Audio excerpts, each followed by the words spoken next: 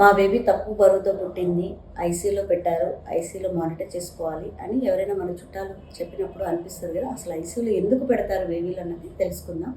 నా పేరు doctor Sivakumari, నియోనెటాలజిస్ట్ని, Andhra hospital Vijayawada అండి.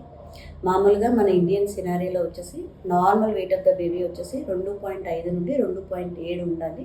ఇంతకన్నా తక్కువ ఉంటే కనుక లో బర్త్ వెయిట్ అంటారు. సో ఏ బేబీ అయితే 2.5 కేజీల కన్నా తక్కువ బరువు ఉందో అలాంటి బేబీని ఐసీయూలో అబ్జర్వేషన్ కోసం పెట్టుకుంటారు. ఎందుకంటే ఇలాంటి బేబీలకి టెంపరేచర్ మెయింటైన్ చేసుకునే కెపాసిటీ ఉండదు. సో టెంపరేచర్స్ తగ్గిపోతాయి, హైపోథర్మియాలోకి వెళ్తారు.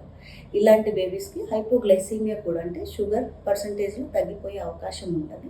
So first 24 to 48 hours blood sugars monitor చేసుకోవడం అనేది చాలా ముఖ్యమైనది. అందుకోసం కూడా ఐసీయూలో పెడతారు. కొంతమంది పిల్లలకి ఇన్ఫెక్షన్ వచ్చే రిస్కులు కూడా ఎక్కువ ఉంటాయి, అందుకని పెడతారు.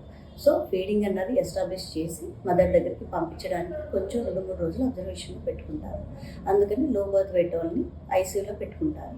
అలా కాకుండా బేబీ బరువు చాలా తక్కువ ఉందంటే 1.5 కేజీల కన్నా తక్కువ ఉంది, లేదంటే 1000 గ్రాముల కన్నా తక్కువ ఉంది, నెలకు తక్కువతో పుట్టింది అంటే కనుక మోస్ట్లీ 2 నుండి 3 వారాల పైనే ఐసీయూలో పెట్టుకోవాల్సిన అవసరం ఉంటుంది.